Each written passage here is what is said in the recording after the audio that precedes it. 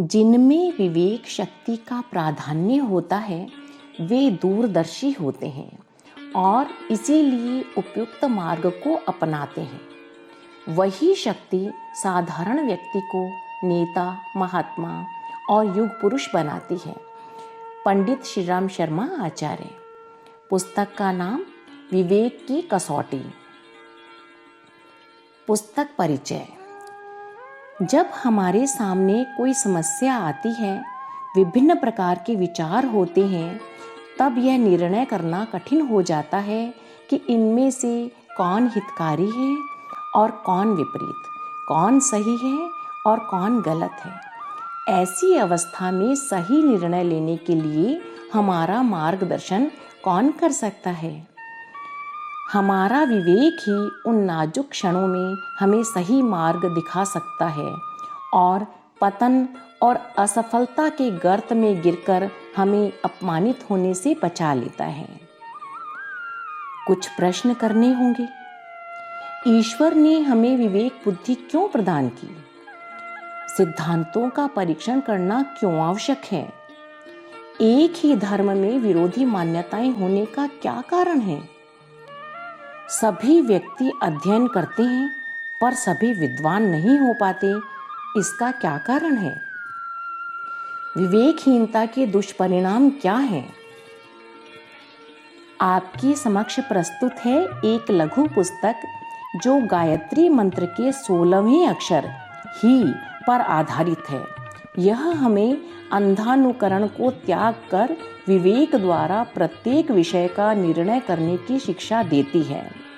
साथ ही देश, काल, पात्र, अधिकार और परिस्थिति के अनुसार मानव समाज के हित और सुविधा के लिए विविध प्रकार के शास्त्र, नियम, कानून और प्रथाओं के निर्माण और पुरानी मान्यताओं एवं प्रथाओं में परिवर्तन का भी संकेत करती है।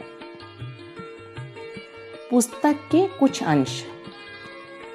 हितम तो ज्ञान केंद्र स्वातंत्रेण विचारेत, अर्थात विवेक को ही कल्याणकारक समझकर हर बात पर स्वतंत्र रूप से विचार करें। अंधानुकरण कभी किसी दशा में न करें। हमको परमात्मा ने जो विवेक बुद्धि प्रदान की है, उसका यही उद्देश्य है कि किसी भी पुस्तक, व्यक्ति या परंपरा की हम परीक्षा कर सकें। जो बात बुद्धि, विवेक, व्यवहार एवं औचित्य में खरी उतरे, उसे ही ग्रहण करना चाहिए। विश्व में सबसे महान कार्य अपनी मन की शक्तियों को बढ़ाना है।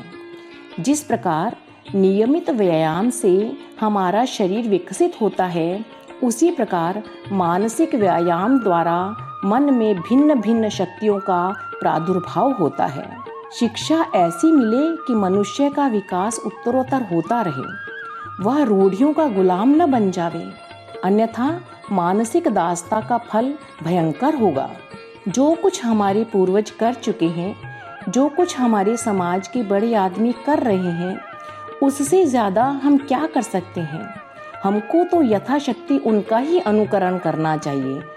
ऐसी मनोवृत्ति से हद दर्जे की मानसिक निर्बलता उत्पन्न होती है और उन्नति का मार्ग रुक जाता है।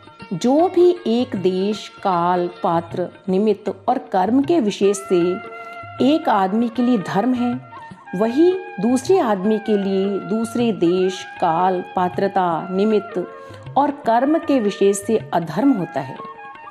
एक दो ग्रंथ पढ़ लेने से धर्म का पता नहीं लगता। अच्छी अवस्था का धर्म दूसरा और विषम अवस्था का धर्म दूसरा होता है। पुस्तक के कुछ बिंदु। विवेक का निर्णय सर्वोपरि है। विवेक से ही धर्म का निर्णय हो सकता है। विवेक ही सच्ची शक्ति है। विवेक और स्वतंत्र चिंतन, विवेक और मानसिक दासता।